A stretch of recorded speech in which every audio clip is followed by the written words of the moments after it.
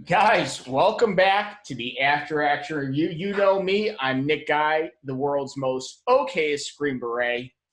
And we usually bring in more than okay guests to this podcast, usually.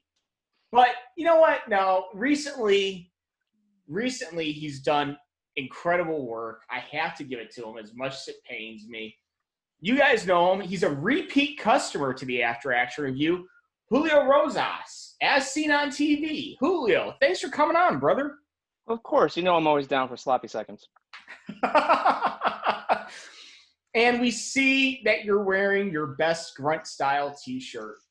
Oh yeah, just for you, just because I know that you always give me shit for Grunt Style t-shirts. But but as you know, because when I went on Tucker's show, I wore a suit, obviously, because I was in studio.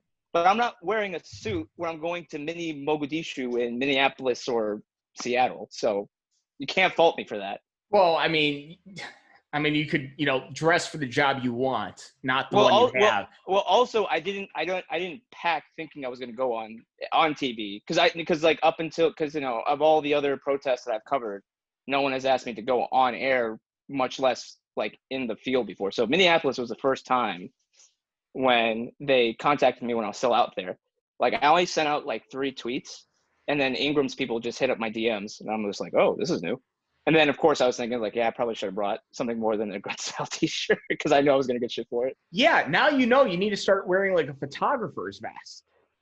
I mean, that's fine. Well, I need to start wearing my press vest because I don't want rubber bullets hitting me. Well, or real bullets for that matter. I mean, you can wear the press vest and then the photographer's vest over. I'll size it up to a medium for you so you can slip it over the press. I'll just have an Ilby vest. I'll just have that.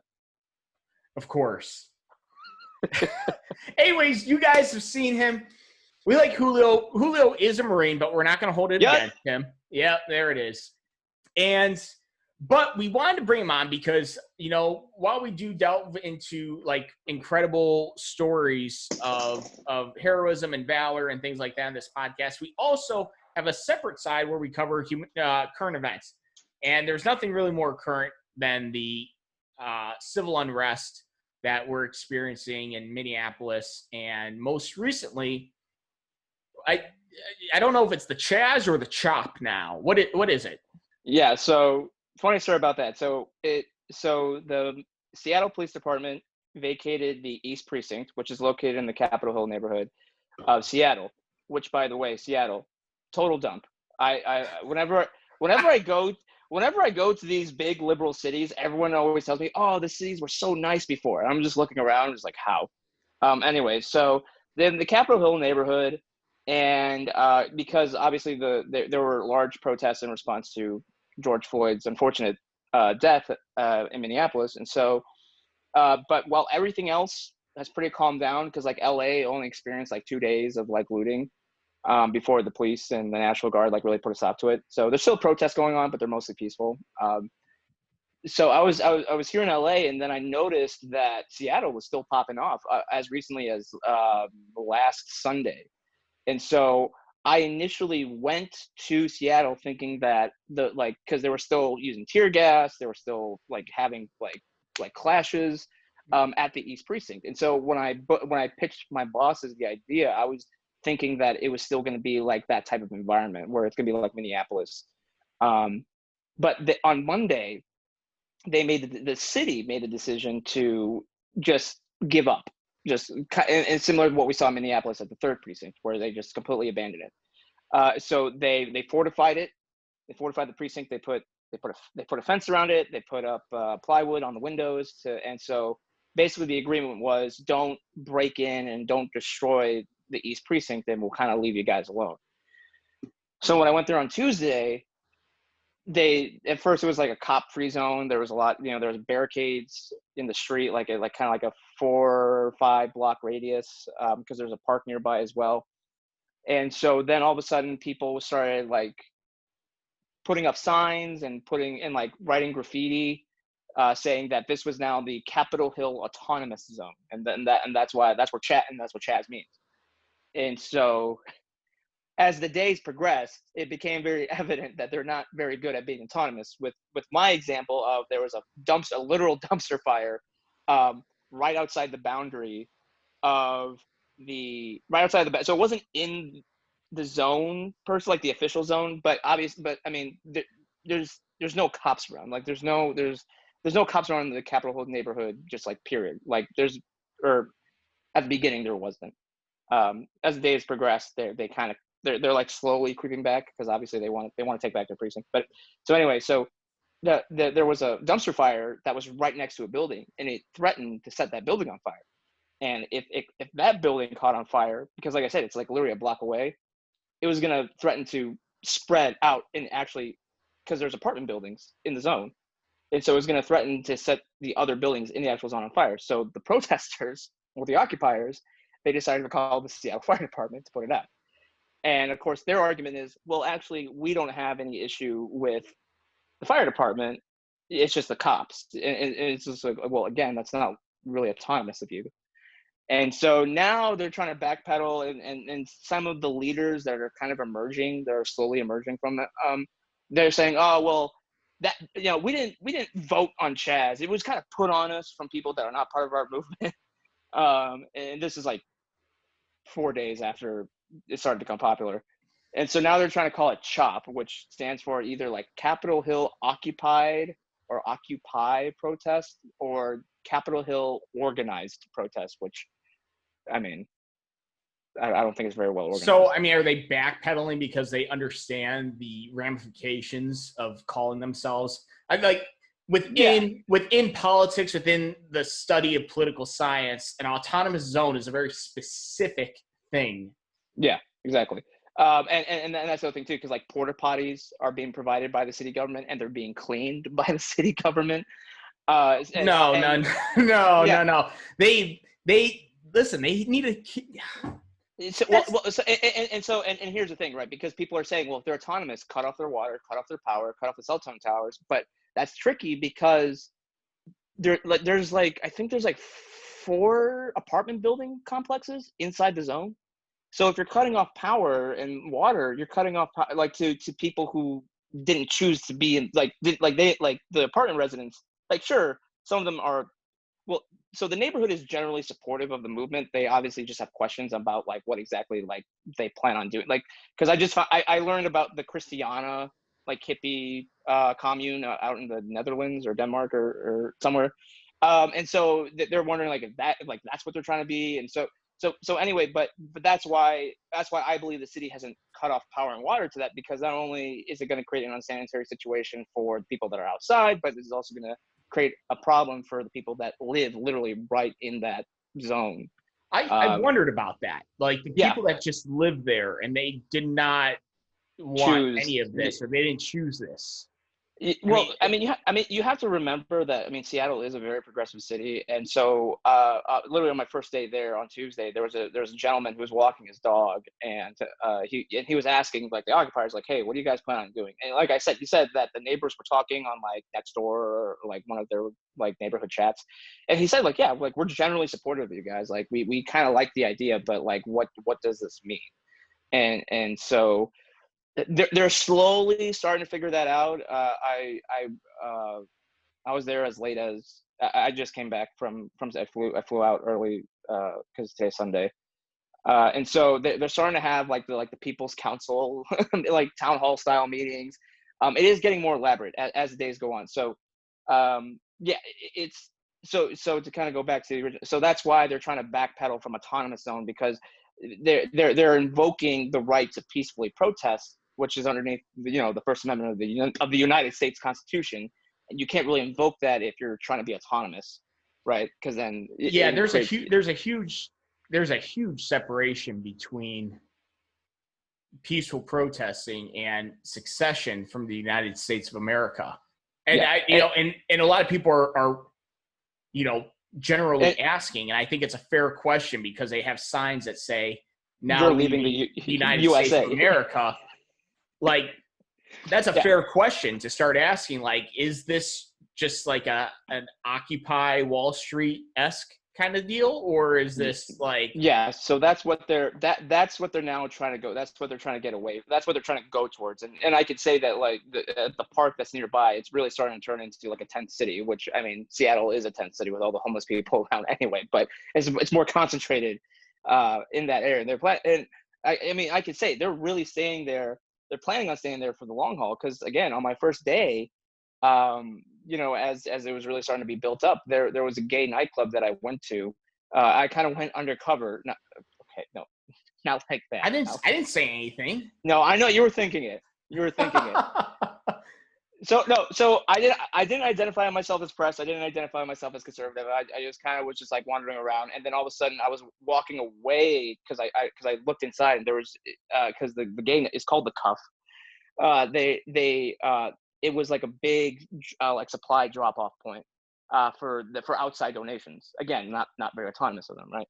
So they were putting them all in there for right now. And so I was walking away, and this dude walked up to me, and I got put on a working party within like an hour of being there. I got put on because he's like, oh, are you taking some stuff out? And I'm just like, sure. And so I went inside. I discreetly like took pictures of like all the supplies that were dropped off, and like we're talking water, first aid kit, non-perishable food, you know, toiletry items. So. Well, I mean, that begs the question. I mean, just circling back real quick, like when there was a literal dumpster fire and they called the fire department, like, where was the bucket brigade? Like, seriously, like back before there was any sort of centralized government in the United States and there was a fire.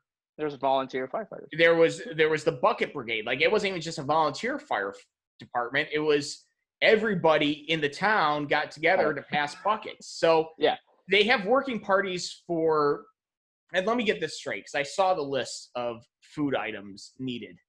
Soy bars, tofu, fair trade coffee, like just totally ignoring the whole concept of beggars can't be choosers.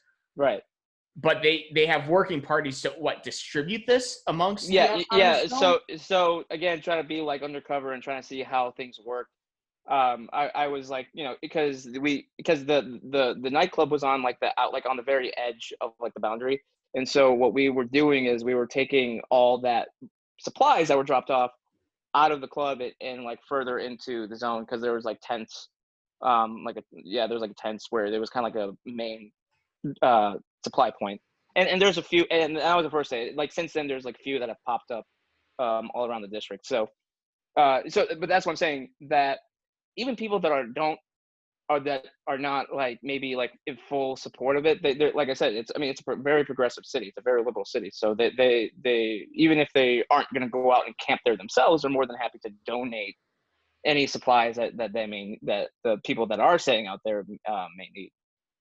Okay, so they have kind of like an S4 function of supply. Yeah, kind of. Yeah. Okay.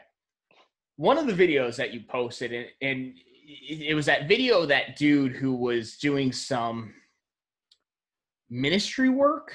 I don't know if he was homeless. I don't know if he was like an outsider. He was a street preacher that didn't have all cylinders firing. That was my takeaway. I think that was most people's takeaway. Like there were a few screws loose that he couldn't like read the room and saying, okay, this is a great situation to be doing this in. To be like to put himself in. The crowd got very rough with him, and I will say the video was very indicative of that.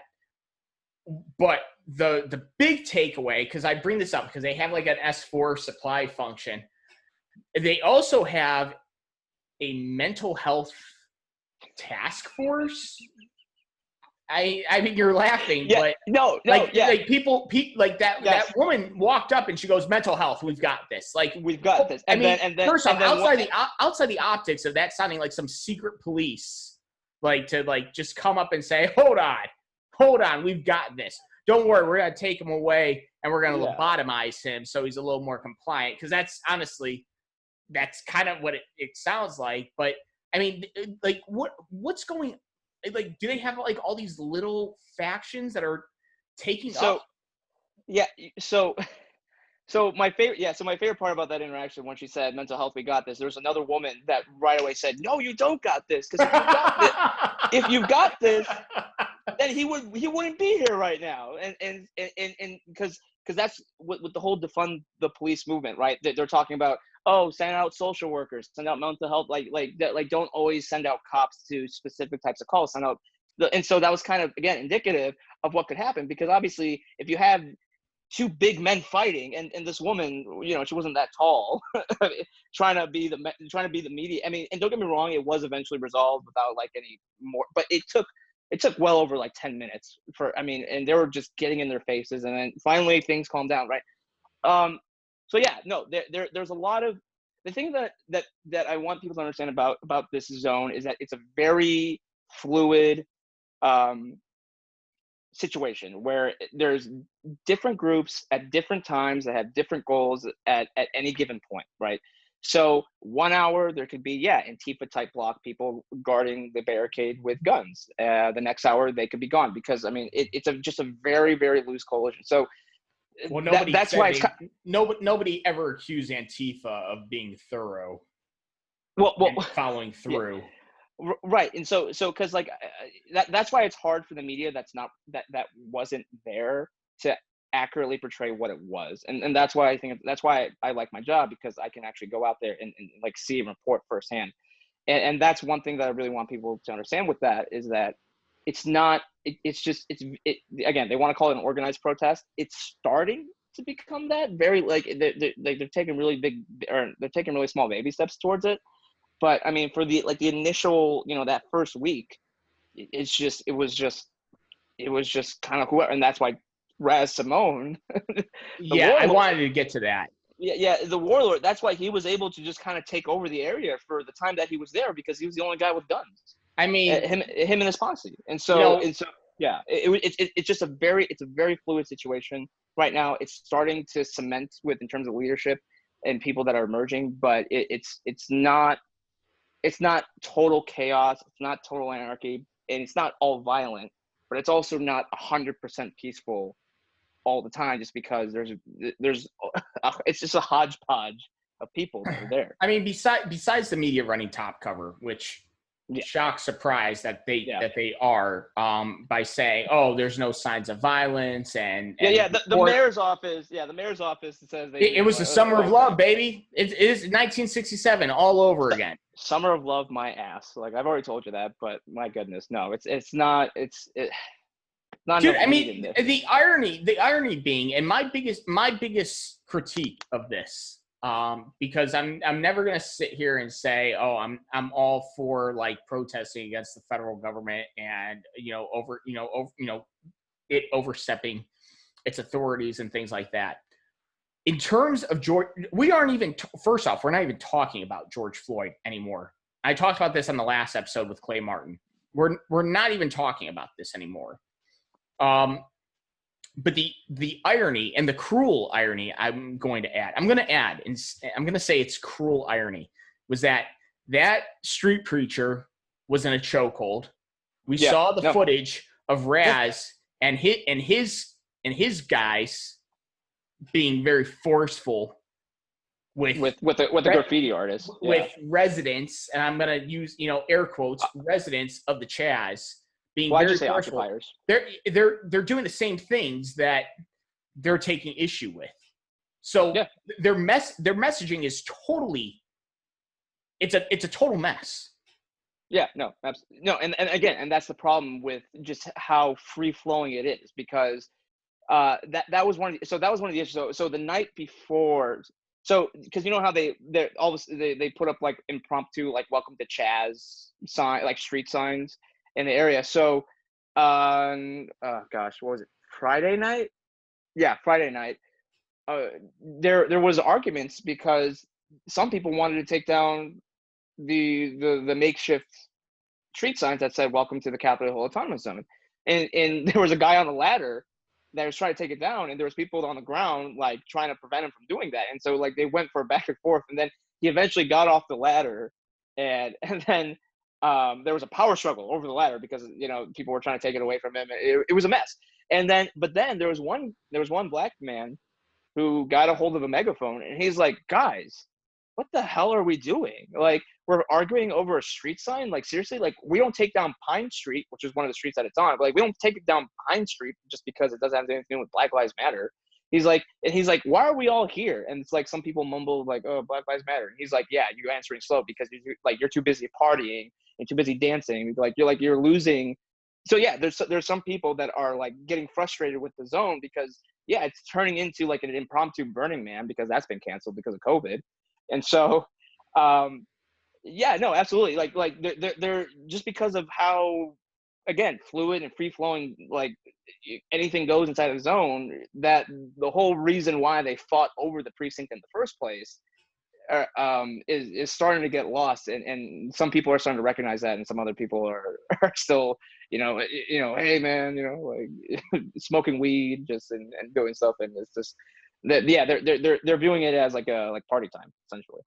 Or it's just being co-opted. The whole, the very real and legitimate conversation over police reform has been co-opted by opportunistic Antifa types or anarchist types to create this.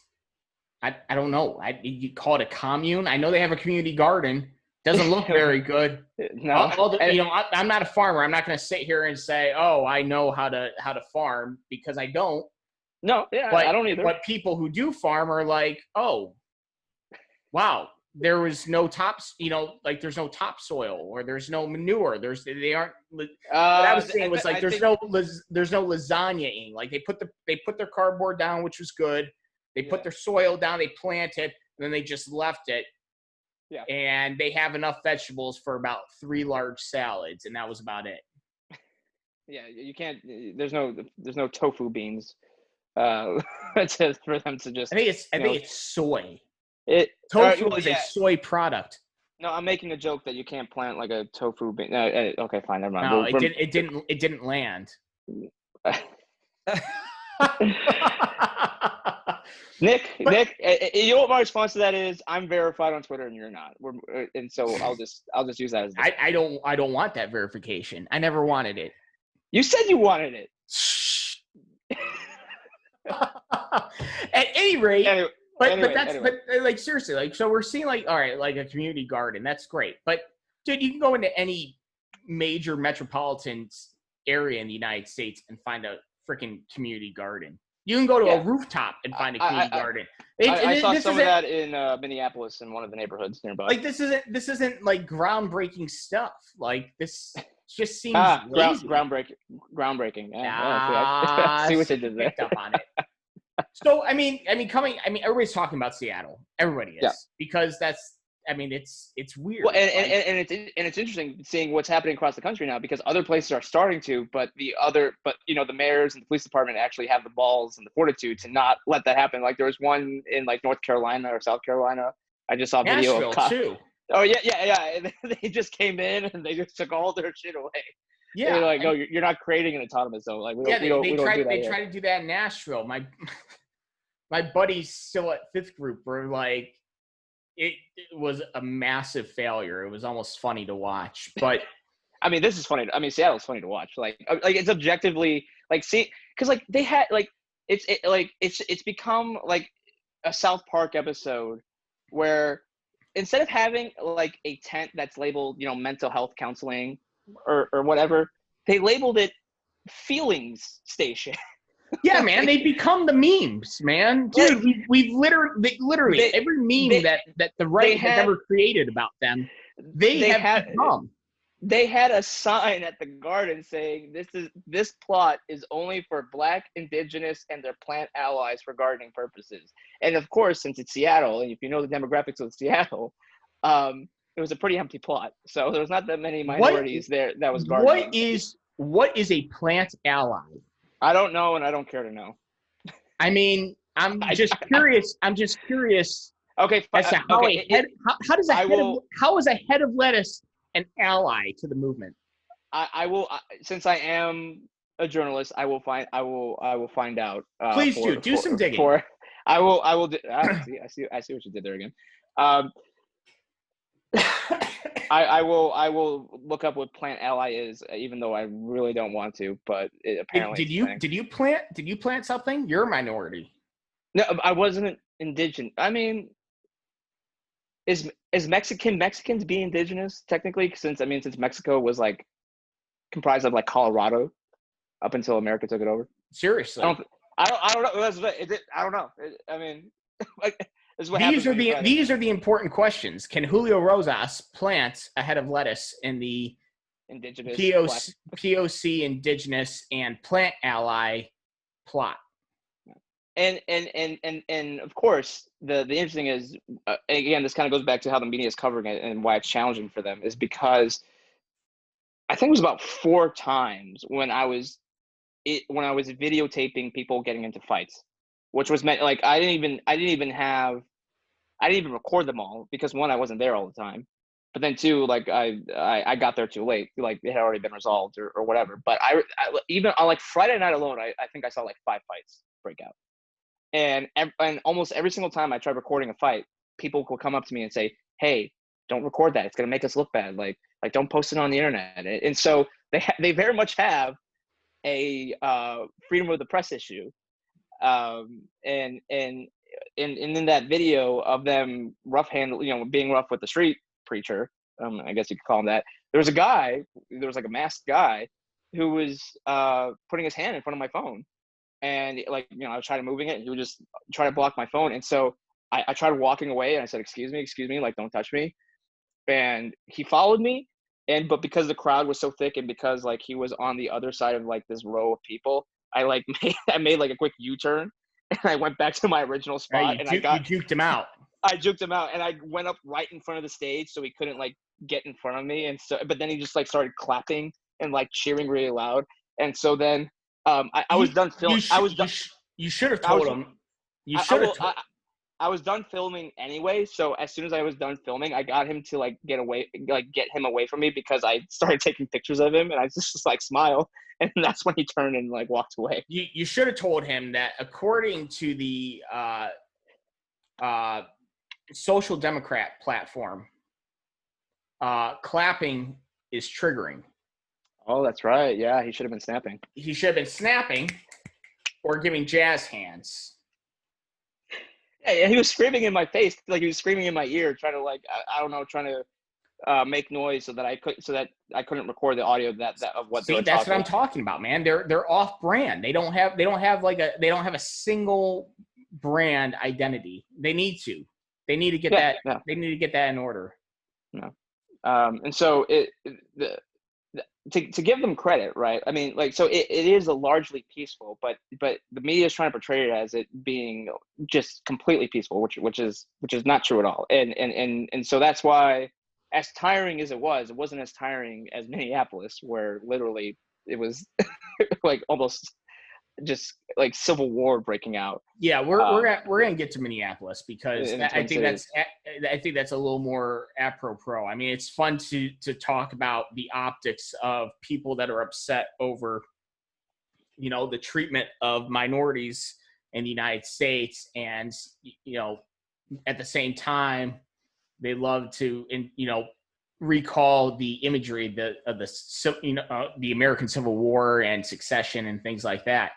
And they've done the exact same thing. I mean, as humorous as that is, I'm not the only one who fails to see the connection between George Floyd, police reform, and whatever the hell is going on in Seattle. But Minneapolis, let's take it back to Minneapolis, because I think that's a little more finger on the pulse of the whole situation. Minneapolis wasn't the only city. A lot of major cities experienced both peaceful protests and violent looting and crime and things like that. And here in Cleveland, we weren't exempt. I got on Twitter and I was like, wow, I'm very proud of I'm very proud of Cleveland. Like, they had a full day of peaceful protests and speakers and things like that, who were bringing up some very real points about, okay, maybe there is some room for police reform and kind of a recentering to community policing. Yeah. And then that exact same night, like all hell broke loose. Yeah, you need to wait until nighttime before you congratulate I'm not spun up on rioting civil tactics. disobedience transforming into rioting. But all right, so Minneapolis. Are you saying you're a boot when it comes to that? Next question. I'm not a journalist. I never claimed to be. So if I don't claim to be a journalist, I can't be a boot. You're a boot when it comes to journalism. That's rich coming from the haircut on my screen. You're doing acts of journalism with these interviews, which they're great, by the way. Well, you're doing acts of journalism. So just like you don't want to admit to being a Marine, you're kind of a journalist as well. You can't hide your heritage. You can't be ashamed of your people. I will until the day that I die. So all right, yeah. Minneapolis. All right, a little more finger on the pulse. All right, this is actually where it went. And it's fascinating. I'm not going to say it's fascinating from a sociological standpoint because I'm not a sociologist. I'm not an anthropologist or anything. But everybody saw the video, and this was a video that was pretty much unifying throughout the United States. Everybody. Everybody. Virtually everybody. Virtually anybody that has a functioning cerebral cortex, outside your fringe right wing, whatever, or fringe left wing, or whatever. Anybody that matters saw this video and goes, "Holy God, this was awful. This was murder." But when you take a look at that and you take a look at what followed and how that totally co-opted a conversation and just became its own thing. You were there in Minneapolis. I wasn't. You and I had talked when you were there. But for those who are not privy to the text messages, just kind of take us through, because it is – the footage is bad. It has a lot of people questioning, with footage this bad, are we seriously heading for a national divorce? Because it's a legitimate question at this point. Yeah. So when because that video first came out on a Tuesday, and right away, and just having my experience with protests and stuff like that, I knew right away it was like, okay, it's just gonna happen. What I didn't anticipate was how fast it was gonna happen, and because I was still thinking, oh well, people are still kind of worried about the Wuhan coronavirus. They're still kind of concerned about that, so they might take a day or two. So I kind of waited on asking my bosses to send me, but then literally that night, at the night, that's when things started getting out of hand, and of course I was just like, oh shoot. So I got there as soon as I could. I got there on a Thursday, so I got there on Thursday, and so they already had their first full night of looting on that Wednesday night, and that's when the low income housing building was caught on fire, which is great job, guys. Yeah, and then we also just real quick side mention, because we don't talk about that anymore. That one NBA beat writer, or the guy that's on TNT, literally posted a photo of the burning low income housing. And he goes, "This is awesome." And literally, a photo of the actual low-income housing unit being just totally engulfed in flames. Chris Palmer. That's Chris Palmer. Yes, exactly. Then he was tweeting about how he was disgusted that his gated community was being targeted, and he told them to go back to the low-income housing. I love it. It's hypocrisy at its finest, and they're too dense to realize. They're too dense to realize it. That was one of the greatest life comes at you fast moments of 2020. Maybe even the decade. I know we're just starting this decade, but that has to be a top contender. But no, right, absolutely. So they had already burned down the AutoZone. They burned down a few other buildings. No, that was Wednesday. I'm talking about Wednesday night. Okay, you have the timeline. I don't. Yeah. So that was Wednesday night, and so when I got there, I was thinking okay, this is pretty bad. I thought I was gonna miss a lot of the writing, because I was thinking there has to be a big response to this, right? Because why wouldn't there be? Yeah, but silly me, I kind of put faith in Democratic leadership, and I got there Thursday afternoon, like around like noon, and there was still looting going on at the Target. I mean, this Target was just trash. The sprinkler system was on, so the alarm was still going on, which the Target's security alarm was still blaring like when I left on Sunday. So like it was still like they hadn't like I mean yeah. So they were looting the nearby Cub grocery store. They were trying to loot and like break into some of the other because it was like a shopping center, right? So you had like the two big stores with all the small little stores. But they were trying to break into the smaller ones, and there was one cafe that was owned by like Somali immigrants, and they had to stand outside to protect it because people were trying to destroy a Somalian immigrant's business. And it was just like this is insane. And they weren't armed, as far as I know. They just had the numbers. They had the numbers aspect to help them out to ward off anybody else. And they were telling me that there was like Asian-owned businesses that were targeted. They're telling me like some Hispanic-owned businesses nearby that were targeted. So like, because this was a diverse community, right? So it's not just and this is where it's frustrating, where people are like, oh, it's just corporations, and property can be replaced. And like, yeah, sure, Target's gonna be fine, Cub is gonna be fine, but like, these are mom and pop stores. Sorry, I'm jumping all over the place, but I'm trying to prove a point here. The local news station said that over like 250 businesses had been looted or burned down. I had read 360 in Minneapolis. Okay, yeah, because this was about like halfway through the week, so yeah, okay. It might have been more than that. So obviously, not all 300 of them are like Fortune 500 companies, right? I mean, the vast majority of them are small businesses who are barely holding on because of the lockdowns, right? And now, right as things were starting to open back up, then they get hit with looting, and if they were lucky, right? Because then the worst case scenario was like their entire place is burned down, which I saw a lot of.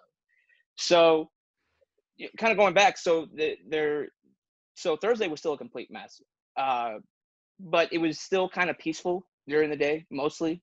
People were just kind of looting; they weren't fighting over anything. They were just kind of going in and taking what they want, and then things kind of got a little heated during the day because there was a convoy of Minneapolis police cars. They just drove right in near the crowd, near the East Precinct. And this is the only time I saw cops outside of the building, because most of the cops were held up inside the third precinct. And so obviously, as soon as they're driving down that street, they're getting pelted with all sorts of shit: rocks, sticks, bottles, fireworks. And obviously, like they're taking as much as they could from the stores to throw at, because it's like they're like right there at that parking lot.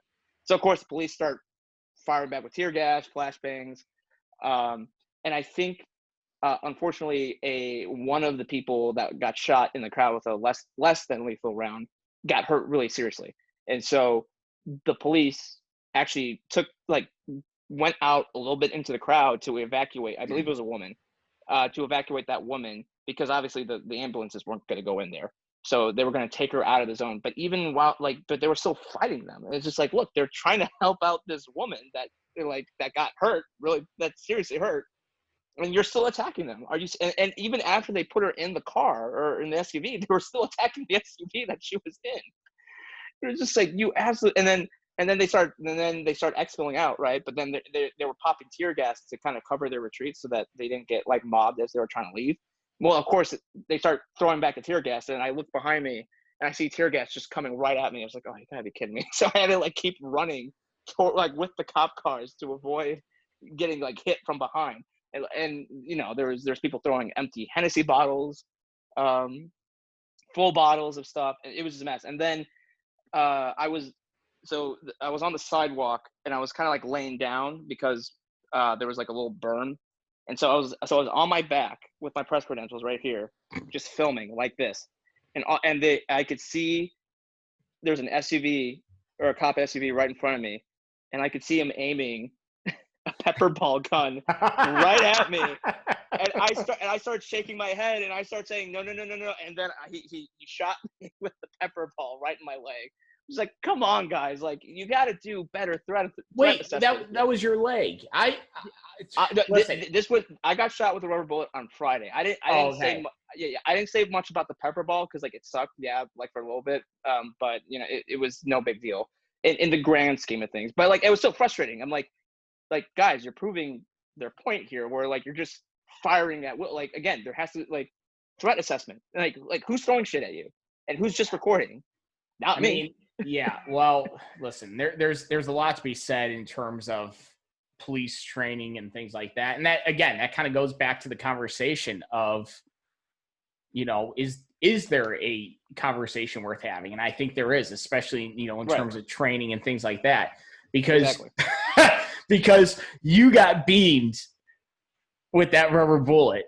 Yeah, so that's probably so. I still want to talk about Thursday really quick. So that was. Go ahead. I'm sorry. I'm getting ahead.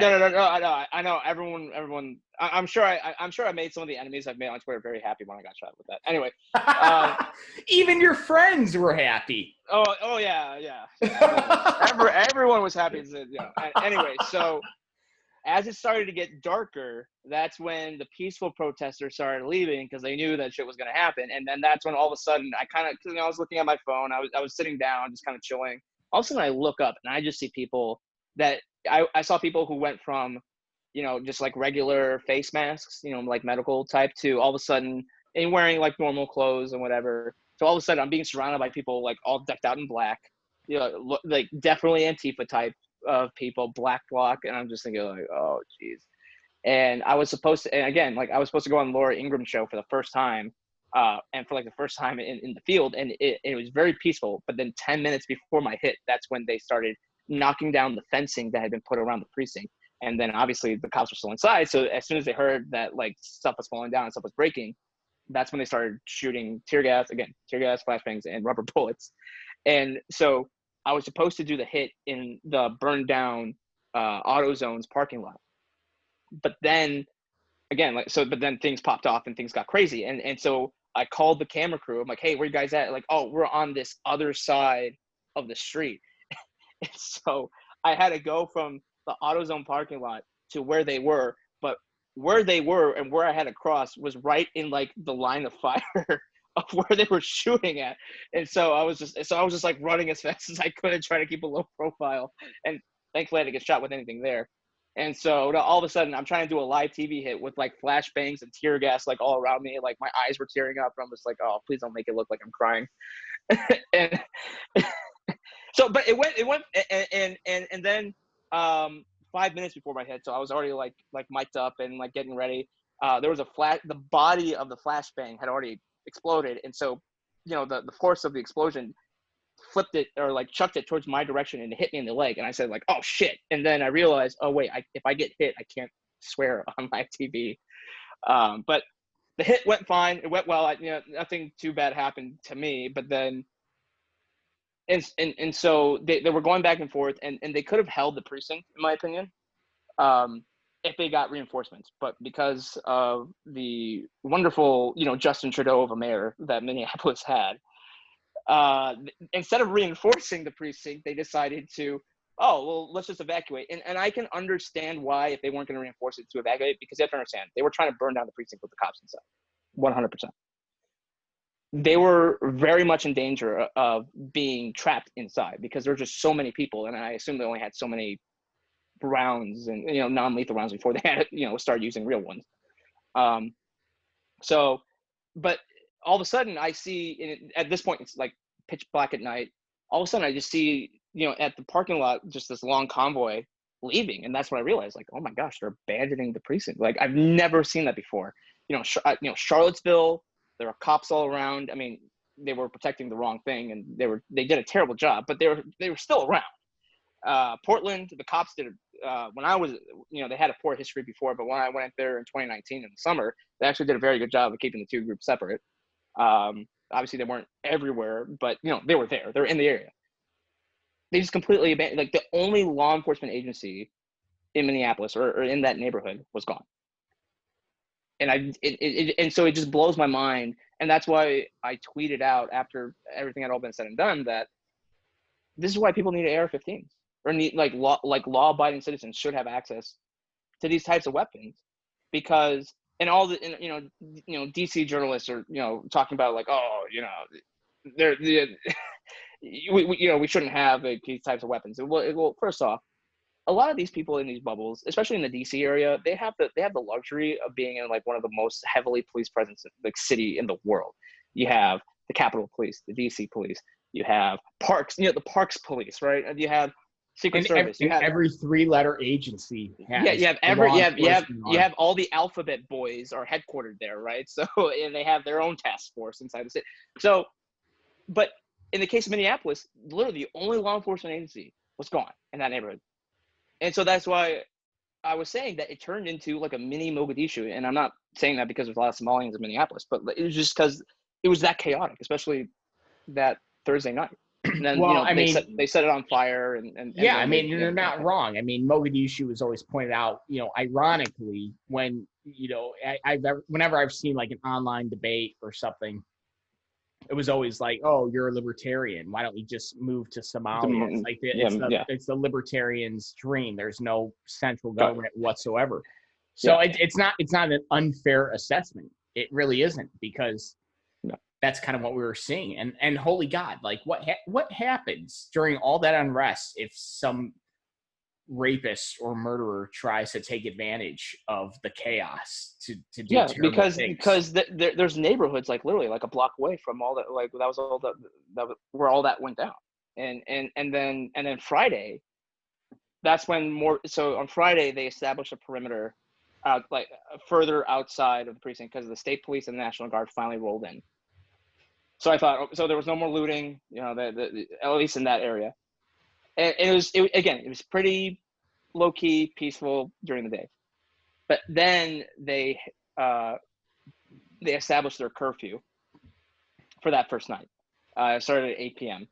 At 7:50, that's when they let the crowd, because obviously there were people gathering outside of the perimeter, and they were getting into the National Guardsmen and the state police faces, but they weren't throwing punches or anything. And so 10 minutes before it hit 8, there was a loudspeaker saying, this is, you guys have 10 minutes, 8 o'clock, we have a curfew, and, if you don't leave, it'll be an unlawful assembly, yada, yada, yada. And the crowd got pissed off at that. And so they started chucking, that's when they started to attack the perimeter. And so, yeah, I know where this is going. Yeah, and so, of course, me being the smart jarhead I am, I'm like, all right, I got to capture this. I got to capture this back and forth. So they were out in the street, both sides. I was thinking, okay, well, they're responding with tear gas, responding with non-lethal, less than lethal rounds. So how can I get this without putting myself in danger? I know, I'll put myself on the sidewalk off to the side. And I'll put myself in the middle so I can kind of, get the shots back and forth. And I actually told the National Guardsmen and the state cops that was close to on the side of the perimeter that was closest to me. I said, hey, look, I'm not with these guys. I'm with media. Please don't shoot me. And they're like, yeah, we got you. So they were pulling back. They were pulling their perimeter back. And they were still, but they were still shooting as they were pulling back. And so I planted myself in the middle. I'm not in the crowd. I'm off to the side. I was literally by myself. And I had just finished filming the law enforcement side, and I was panning over back to the crowd.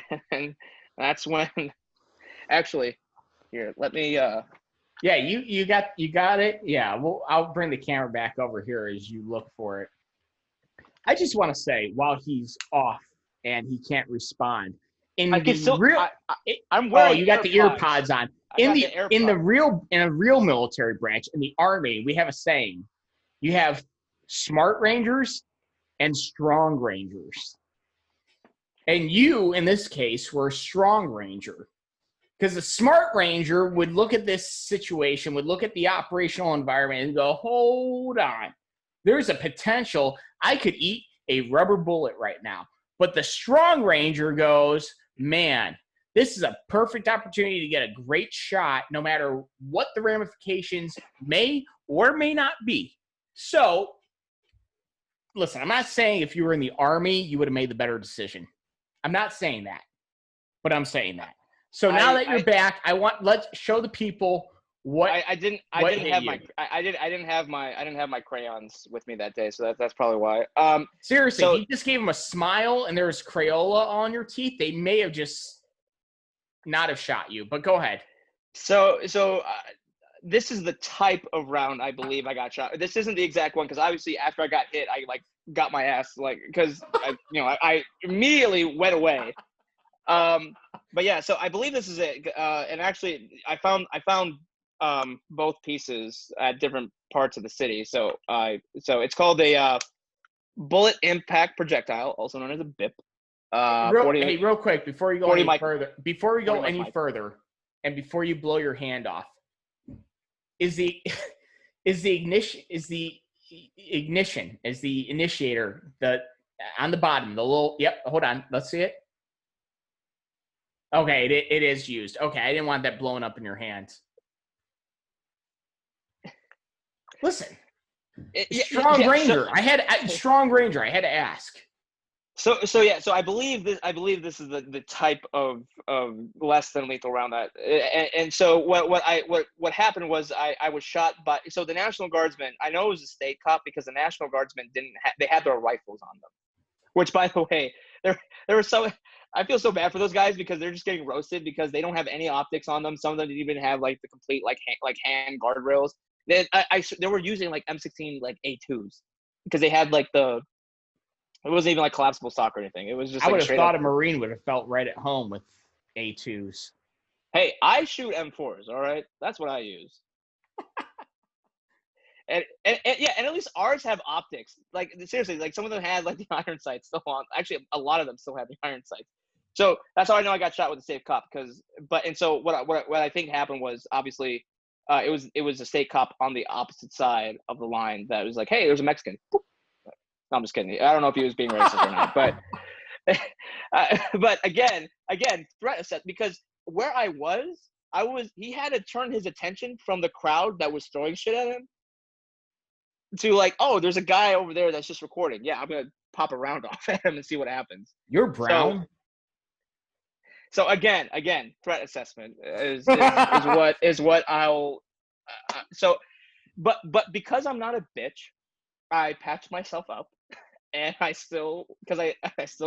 so they completely pulled away from the third precinct. So they abandoned the perimeter that had been set up all day. So the area was back in control of the crowd, and because they were so emboldened from that seemingly victory that they had again for the second day in a row, there was the 5th precinct, which was 2 miles down the same road. It was, I believe it was on what's called Lake Street. So it was 2 miles down the road. And so they were following the law enforcement side because again, their intention was to burn down the 5th precinct because, why not? They burned down the 3rd, so let's burn down the 5th. Unfortunately, as they were following them, people were breaking off, and because Lake Street, it was a large business side of it, so people were breaking off and burning cars, breaking into stores.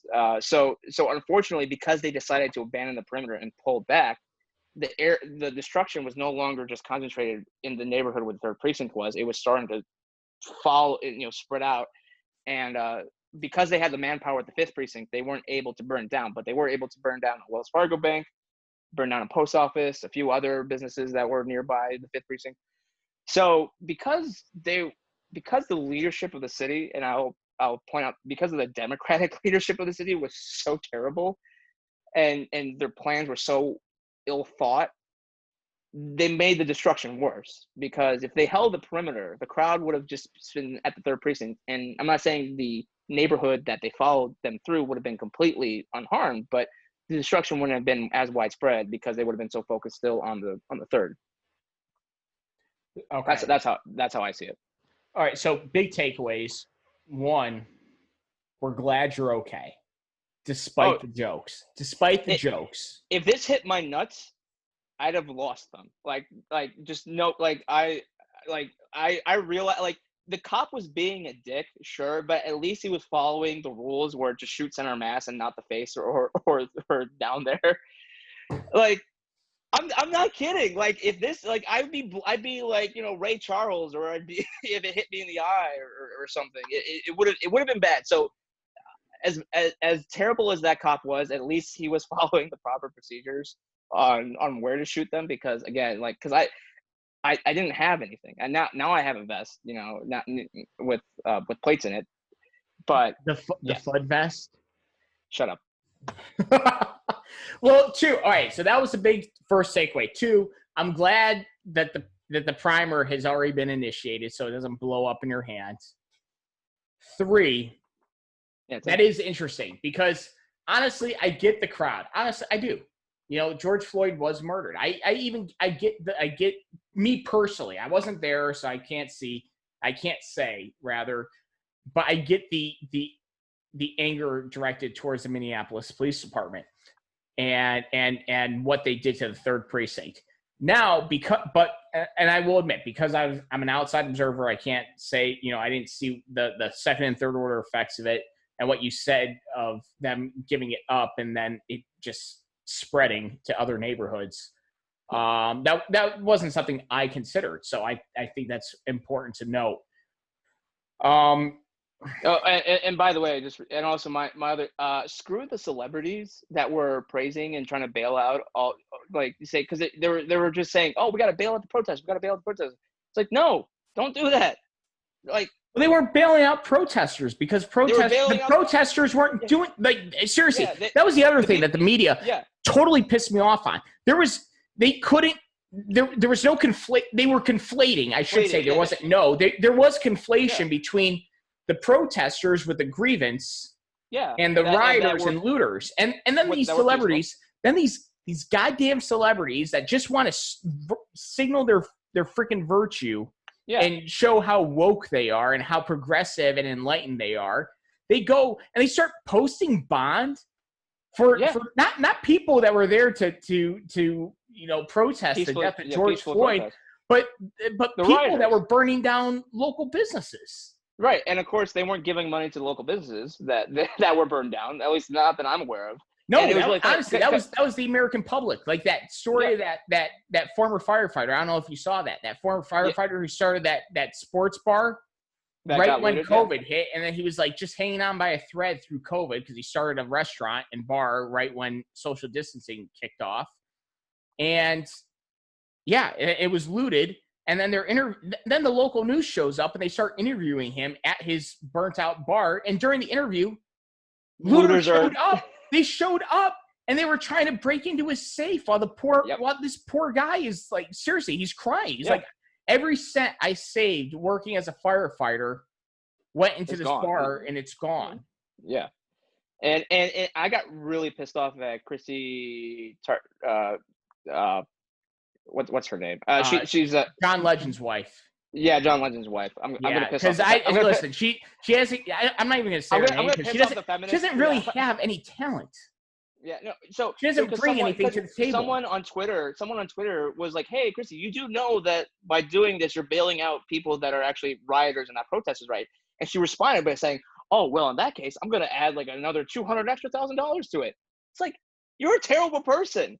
Like, you're acknowledging that, you're acknowledging that you're going to be bailing out people that are rioters and looters that have hurt minorities in this community. Like, yes, Julio. But think of the woke points. Think of the internet likes that she'll get for it. She got a lot. She got a lot of likes for that, and I was disgusted by that. And that was again because here are these people in their big houses in gated communities who have been largely unaffected with the financial hardships from COVID. And now they're trying to, you know, be all, you know, look how woke. And like you said, Minneapolis is a very diverse city. So by extension, unlike Seattle, So by extension, business owners are very diverse. So all these local businesses. Yeah, absolutely. You know, there's dozens, if not hundreds, of minority-owned businesses. And that again, that kind of goes to the what is the messaging? What are the optics we're trying to convey? Because I'll tell you what, I'll tell you what's not good is burning down a single black dad's house who has been trying to provide for his 5 kids. And they burned down his house. He's been working every cent that he's earned has gone into building this home for his kids. And now the rioters just destroyed it. Yeah, no, absolutely. And there was NPR actually had a good article, which I was surprised, but they had a good article about the armed group, like self-defense groups that were formed in Minneapolis. And because you have to remember that some of the businesses, I mean, just like in a lot of cities, like some of the businesses have apartments right on top of them. I mean, that's how it is in a lot of the minority neighborhoods. So yeah, if you burn down a business, you also have the potential of burning down people's houses with that. And so there was it was a Hispanic woman that was like making, and they posted up people with guns on the rooftop to ward off anybody who might try to. Again, like, yeah, because she said, like, yeah, property can be replaced, but people live upstairs, and with all the burnings but it's that not are happening. It's livelihoods. Yeah. Like, okay, maybe the insurance is maybe the business and that's if is they have insured, insurance. but Yeah, now maybe. they're out of business. Yeah, and now, so yeah, you're screwing over people's lives regardless. Well, I'm so glad that the spirit of the roof Korean lives on. Oh yeah, absolutely. Yes, although in that case there were rooftop Latinos, which is like hell yeah. Rooftop Latinos, love them.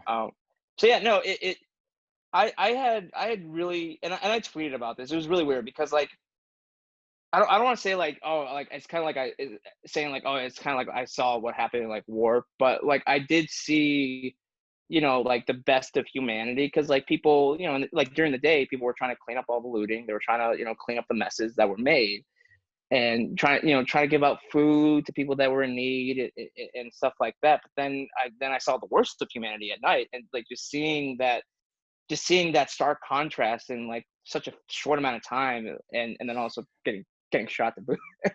Yeah, it was just kind of like it took me a few days to like really process what I saw, because obviously in the heat of the moment, and especially during when the cops were leaving, and people were, because I was watching that video, I realized how many, because you can hear like the non-lethal rounds just like zipping by me, and I didn't even realize that, just because I was just so pumped up full of adrenaline, and I was also pretty tired too, and so yeah, it took me, and in a way I'm still trying to process all of that. I mean, yeah, Seattle was fine, like mostly, right, because like again it's like mostly hippie commune and stuff like that, but yeah, no, Minneapolis was, I would say is like a few steps below a war zone. And I obviously, I say that with, knowing that a lot of people watching this have actually been in war zones. So I'm not trying to like be like, well, I can say from seeing the footage, like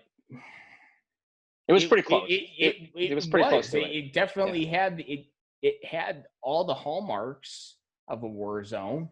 It really did. Yeah. And not just the fires, not just the violence, but like you'd said, the best in humanity and the worst in humanity. That's combat right there. I mean, I'm not gonna, that's what it is. Well, in that case, I'm gonna put in for a Purple Heart. You should. Well, maybe not so much a Purple Heart. Maybe we can get you like a purple typewriter. I'll be fine with that. Like we'll put a little something, maybe a little something, or maybe not a typewriter. That's dated. Maybe like a purple MacBook. No, I want a purple fedora with like the piece of paper that says press on it. There it is. Or we'll just do a purple FUD vest of you. All right, shut up. I will not take crap for my vest. All right. Listen, I said different types of equipment for different environments. Right? The first rule of special forces. There are 3 rules of special forces. I'm not special forces. There are 3 rules. Well, hold on. You can. I mean, my mom says I'm special. There are 3 rules to special forces. 1, always look cool, and you failed that. We're gonna fix that for you. 2, don't get lost, and 3, if you get lost, make sure you at least look cool. Those are the 3 rules of special forces. I look cool in my vest. All right.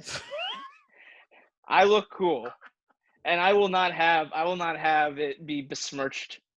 I'm calling up a printer. I'm getting you a Velcro press thing. Okay, And again, I'm sending you a plate carrier. I mean, that's fine, but again, you have to keep in mind that the reason why I got that, because the reason why I specifically looked for that type of vest, because I knew, and it was confirmed, that with everything that's going on, people are buying plate carriers out the wazoo. So like right now, the wait time for like the average wait time is like 10 weeks. Yeah, And plates. Listen, I'm giving you a hard time. Plates are a hot commodity right now. And clearly, I needed a vest 2 weeks ago. And on top of that, the good people at Sakar Tactical, which is the company I got it from, I explained to them my situation, and I actually showed them the video where I showed off my my wound. I got it for free. So I mean, wow. It didn't cost. Yeah, no, it didn't cost my company anything. I got it. Because I inquired about it on Monday. I got it by Friday, which is like unheard of. Right. What was that company again? Sakar Tactical. Shakar or Sakar? Sakar. It's Sakar, I believe. Okay. Hey, big shout out to the folks at Sakar Tactical for hooking our boy Julio up. Yeah. With the vest, so he doesn't need another rubber bullet. Obviously, I'm not gonna say no to anything else, but like I need something. Like, all right, so we're gonna let the vest fly, but I'm gonna have to get you like a Pasget, like the old like 90s Pasget helmets with the press on top of that. I will take any PPE. You'll look like you're reporting from Sarajevo. It'll be a really cool throwback drip. I'll take what I'll take what I can get. I'm not pick beggars can't be choosers.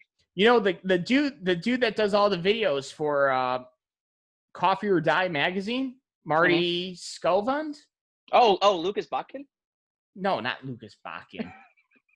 Marty Skovund. He does all the reporting for.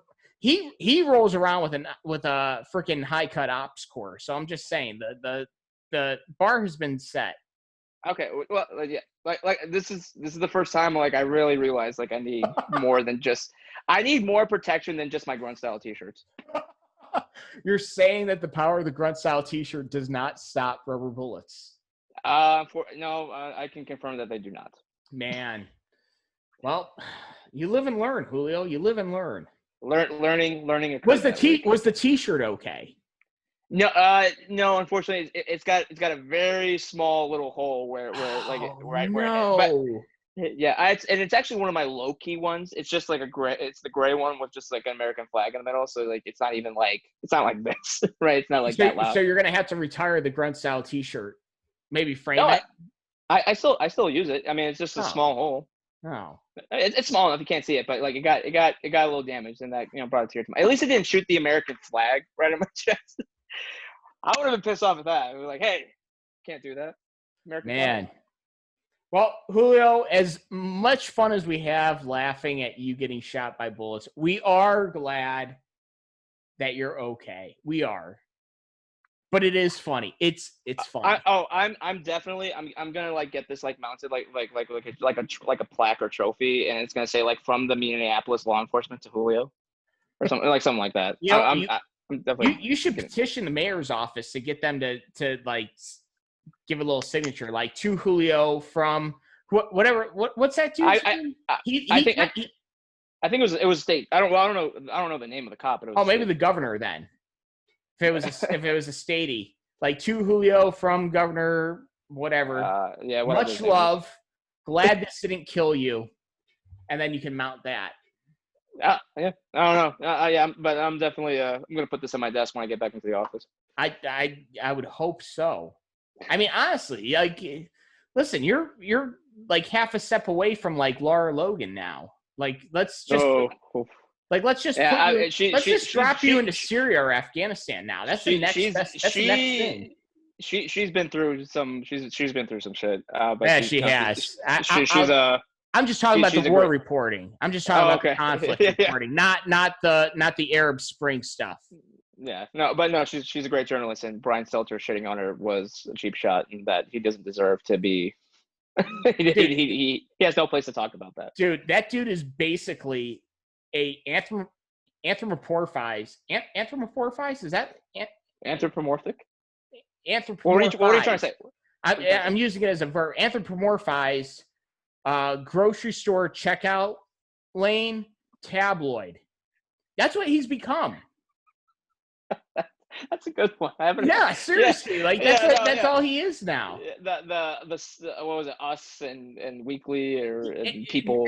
Dude, don't even give him that. Give him the National Enquirer, man. He's off tweeting about like affairs now and like affairs between like divorced people too. Like that's what. Yeah. Like it's not even a story. That's what he's been reduced to. And shitting on Laura Logan. Can you imagine Brian Stelter in a war zone? First off,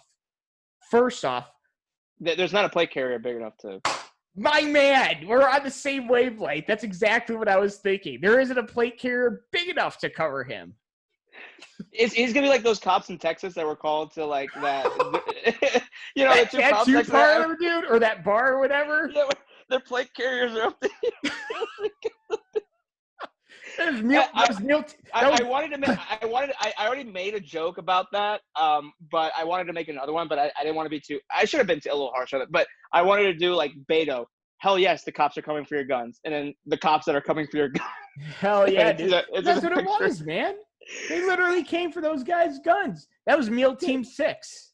Team 6. I think Educated Hillbilly actually came up with that moniker. Yeah. Oh man, there was. Yeah. Anyway. Oh man. Enough talking about CNN. I'm.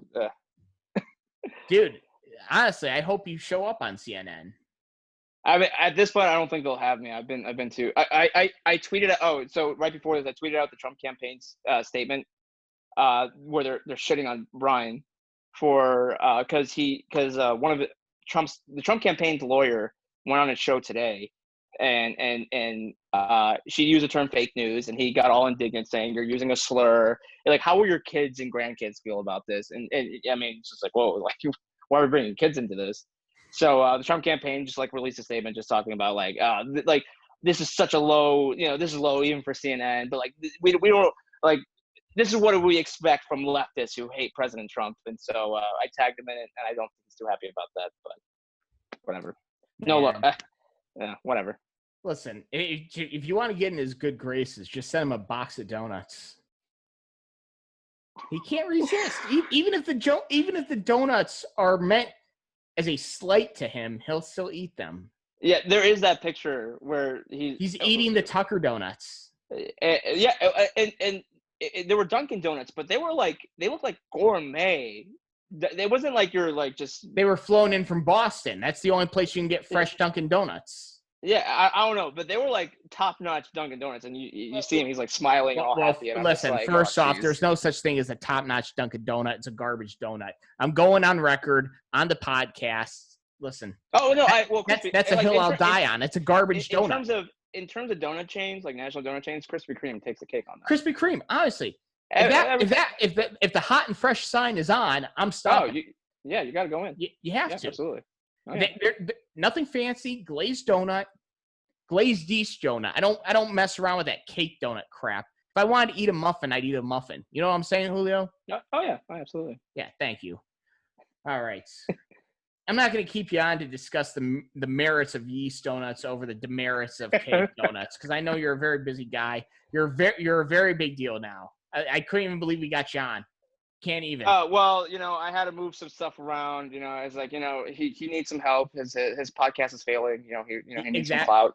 Seriously, I need break me off a piece of that clout, because I'm like 2 weeks away from starting OnlyFans.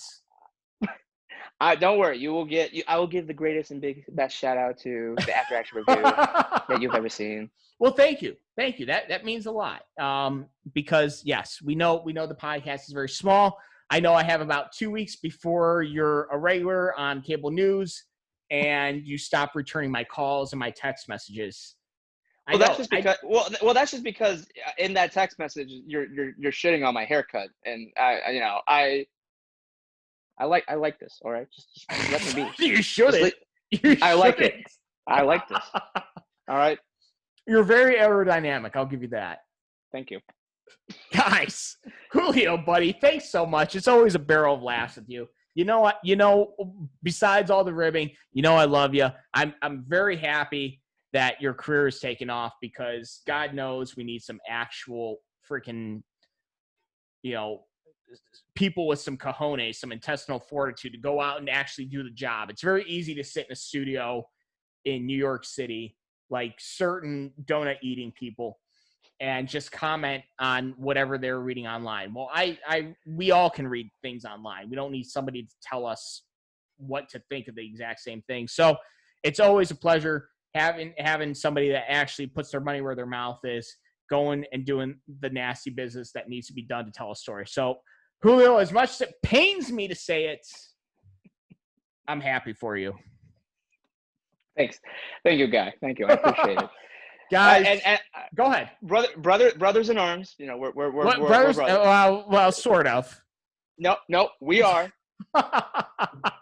Raw devil dog. Oh man, guys, we're gonna just bypass that. Guys, if you guys are watching on YouTube, I'm getting a little better saying this. Please like, comment, subscribe, because while we do these really good current event issues, the podcast also does. I really like to use the podcast to start telling stories that haven't been told, from conflicts past, getting those stories out there into the public eye so that they can be shared and appreciated by Americans. So when you guys do that, when you like, comment, subscribe, it pushes my stuff to the recommended page, and it helps reach a wider audience. If you guys are listening on iTunes, Spotify, wherever you listen to podcasts, go ahead, leave a 5-star review. Don't know how that works on Spotify. I'm still trying to figure that out.